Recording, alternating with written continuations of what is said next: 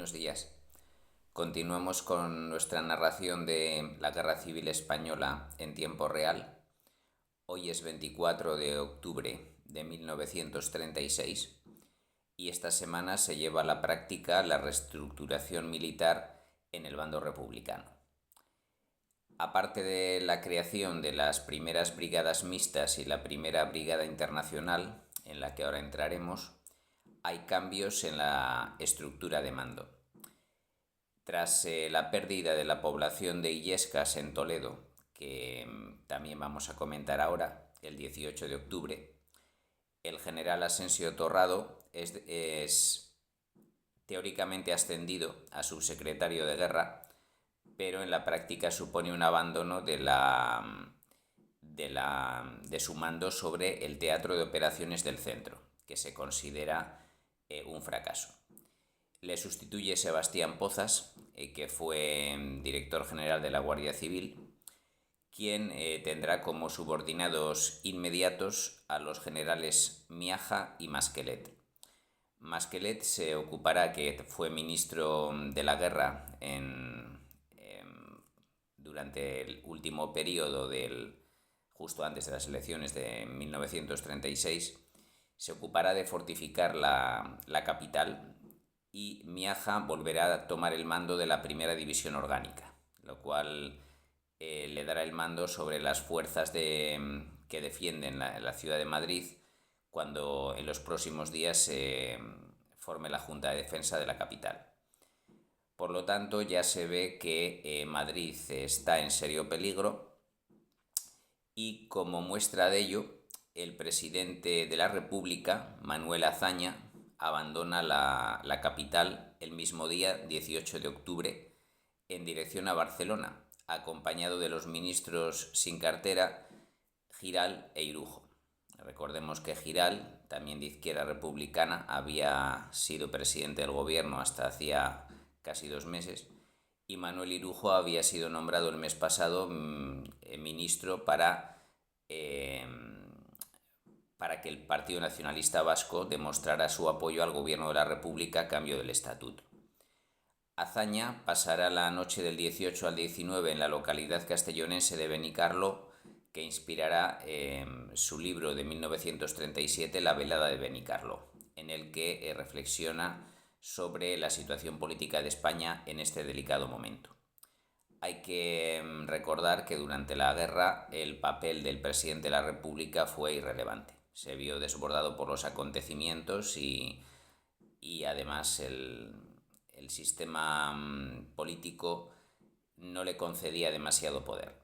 A diferencia de Alcalá Zamora, que lo ejerció al máximo posible y además que fue en tiempos de paz, Azaña se vio enseguida en situación de guerra y tuvo que ceder toda la iniciativa política al presidente del gobierno, fuera este quien fuese. Esto por lo que se refiere al tema político. Al tema militar, como hemos dicho, ya desde el 29 de septiembre se prevé en el Diario Oficial la creación de un Ejército Popular de la República, aunque no será una realidad hasta el 16 de octubre y no empezarán a crearse sus unidades hasta esta semana. Concretamente, el 18 de octubre se forman las 6 primeras brigadas mixtas. Esta era una nueva organización militar que sustituiría a los antiguos regimientos de la época de preguerra. Lo de brigada mixta se refiere a que incluiría antiguos batallones de milicias con nuevos batallones formados por soldados de reemplazo. Concretamente, teniendo en cuenta la realidad de la época, del momento, que ya había muchos hombres bajo las armas, es decir, realizando el servicio de armas, se calculaba que 3 de los 4 batallones de cada brigada lo formarían milicianos y otros serían nuevos soldados de reemplazo. Cada uno de estos batallones estaría formado por 3 compañías de fusileros y una compañía de ametralladoras, totalizando cada brigada unos 4.000 hombres. Esta semana se crearon, por tanto, las 6 primeras brigadas mixtas bajo el mando de los ahora nuevos generales de brigada: Lister, Martínez de Aragón, José María Galán, Arellano, Sabio y Gallo. Concretamente, la primera brigada, dirigida por Lister, estaba basada en el quinto regimiento, en el autodenominado quinto regimiento que habían creado las milicias comunistas en Madrid. Por lo tanto, se consideraba una brigada formada principalmente por comunistas.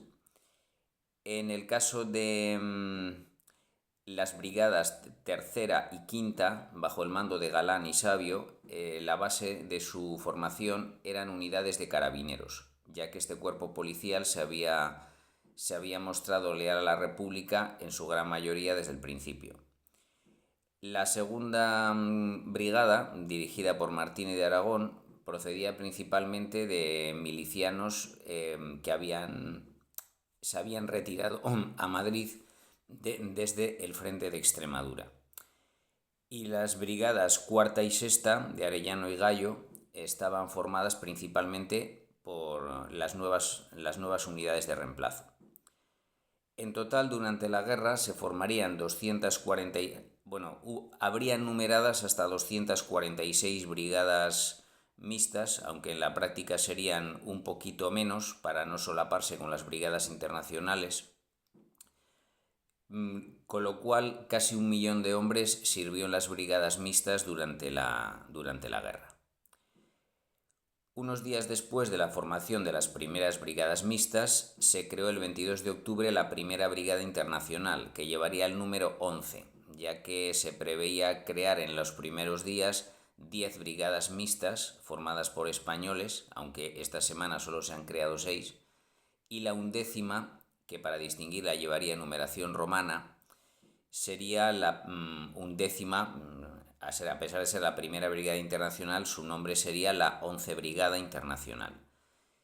Y recibió el nombre de Brigada Thälmann en honor al dirigente del Partido Comunista Alemán que estaba preso en un campo de concentración en esos momentos.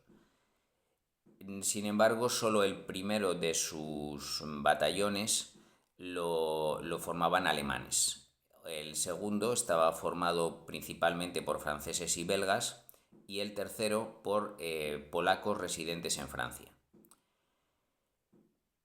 Durante la guerra habría otras 5 brigadas internacionales, de las que iré mencionando a medida que las iré detallando a medida que se creen. La 12 brigada se formaría en noviembre, la 13 y la 14 en diciembre, la 15 en enero de 1937, y mucho más tarde, en febrero de 1938, se crearía una brigada con nuevos voluntarios extranjeros, pero su número era insuficiente y hubo que amalgamarla con reclutas o voluntarios españoles, de manera que no recibe el nombre de 16ª Brigada Internacional, sino 129 Brigada Internacional, porque ya para entonces eran 128 las brigadas mixtas creadas. En cuanto a la formación de el número de combatientes extranjeros que pasó por las brigadas internacionales ha sido objeto de debate, pero según cifras de Andreu Castells, recogidas en la serie de libros La Guerra Civil mes a mes, se calcularía en unos 60.000. No simultáneamente, pero sí a lo largo de los 2 años que estuvieron desplegadas. De esos 60.000, 23.800 habrían muerto en combate, lo que supone una cifra superior a 1 de cada 3. El 80% de ellos, de los brigadistas extranjeros, pertenecían a la clase trabajadora y un 20% a la burguesía. Entre el 80% de clase trabajadora se puede incluir a los parados. Y algunos historiadores defensores del bando franquista, como Ricardo de la Cierva, les habla. De hecho, Ricardo de la Cierva menciona a los brigadistas como los 100.000 hijos de la crisis, comparándolos con los 100.000 hijos de San Luis que invadieron España en 1823 para restaurar a Fernando VII. El número no era de 100.000, pero se le acercaba un poco. y los consideraba la Cierva que vinieron principalmente por el salario porque no tenían trabajo en sus países. Bueno, es posible en muchos casos, eran los años de la crisis, ciertamente, pero ni de lejos los parados del mundo se alistaron al ejército español. Es decir, de hecho, el 80% de los brigadistas eran comunistas o se hicieron comunistas durante la guerra, ya que eran los partidos comunistas de todo el mundo las que organizaban su reclutamiento y traslado a España. Por lo tanto, el resto eran diferentes antifascistas de izquierdas, socialistas, anarquistas, demócratas. La motivación fue principalmente política, naturalmente. En menor medida podría ser el afán de aventura, y desde luego el salario pues duraría lo que la guerra española durase. No era en absoluto una forma de vida permanente. En cuanto a su procedencia geográfica, pues se podrían simplificar tres grandes grupos, aunque hubo una minoría que no estaba encuadrada en ninguna de ellos. Principalmente, más de la mitad eran ciudadanos de países de Europa Occidental, unos 32.000, de los cuales más de la mitad, casi la mitad eran franceses, 15.400. 5.100 eran exiliados italianos, 4.300 exiliados alemanes, 3.500 voluntarios británicos, 3.100 belgas y 1.100 holandeses, como los principales países de Europa Occidental. En Europa Oriental, aunque muchos no vivían en esos países de Europa Oriental, sino en Francia o en Bélgica, había un número nada desdeñable de 15.000 voluntarios, destacando 5.400 polacos o que fueron clasificados como polacos, teniendo en cuenta las fronteras cambiantes de posguerra. La mayoría de ellos habían nacido evidentemente antes de la independencia de Polonia, en 1919. Por eso algunos en realidad eran eran ucranianos de la actual Polonia o bielorrusos. Es decir, había gente clasificada como polaca porque se le atribuía la nueva frontera de Polonia, pero podían ser también alemanes, residentes en Polonia, etc. Hay un número de 3.000 checoslovacos y 2.100 húngaros y 1.500 austríacos. Los ciudadanos de los Balcanes teniendo en cuenta el gran número de países que existían allí, era bastante menor. En cuanto a América, cerca de 6.000 voluntarios procedían de este continente, destacando los de América del Norte. Es decir, sorprendentemente se alistaron muy pocos latinoamericanos, posiblemente por las restricciones de sus gobiernos, que eran principalmente dictaduras de derechas, para dirigirse a España al reclutamiento y las dificultades de transporte. Concretamente, participaron en las brigadas 3.900 ciudadanos de los Estados Unidos, 800 canadienses y solo 1.000 latinoamericanos, de los cuales la mitad procedían de México, que sí tenía un gobierno progresista, resultado de la Revolución de 1910. Por lo que se refiere al frente de batalla, los franquistas siguen avanzando de manera lenta pero inexorable, destacando dos importantes triunfos esta semana, que, como he dicho, el primero de ellos dio lugar a la destitución de Asensio Torrado y su sustitución por Pozas en el bando republicano. Por cierto, en el bando sublevado, en bando franquista, no mencioné que el coronel Yagüe, ahora ascendido a general, había dejado el mando del ejército de África, que era el quien dirigía la ofensiva sobre Madrid, y, mejor dicho, las columnas de Madrid. Había sido apartado del mando a finales de septiembre. Ahora, durante la ofensiva hacia la capital, retoma el mando de dichas columnas, pero subordinado a Varela. Varela le sustituye en el mando de las columnas a finales de septiembre, cuando se crea la séptima división. Es decir, digamos, la columna Madrid que dirigía Yagüe se convierte en séptima división franquista, digamos séptima división del Ejército Nacional, lo que ocurre es que Yagüe sigue dirigiendo las columnas sobre el terreno. Es decir, coordina las columnas principalmente de Tella, Barrón, Asensio Cabanillas, Monasterio y una nueva que se incorpora al frente esta semana dirigida por Pujalte. Él es el que coordina las fuerzas de asalto, pero está subordinado al general Varela, que dirige la séptima división orgánica. Por lo tanto, a veces las fuentes parecen contradecirse cuando hablan del ejército de Yagüe que ataca Madrid o el ejército de Varela que ataca Madrid. Es decir, los dos dirigen las columnas, pero Varela tiene mayor jerarquía que Yagüe. Aclarado esto, los grandes triunfos de Yagüe y Varela esta semana son la toma de Illescas por la columna Barrón, el 18 de octubre. Illescas es el último pueblo importante de la provincia de Toledo, dirección Madrid, que cae en manos de los sublevados y está directamente en la carretera Toledo-Madrid. Por lo tanto, de hecho está más cercano que algunos de Madrid, de la propia capital. Por ese motivo se considera vital su pérdida y de ahí la destitución de Asensio Torrado. Está a 40 kilómetros de Madrid, de hecho.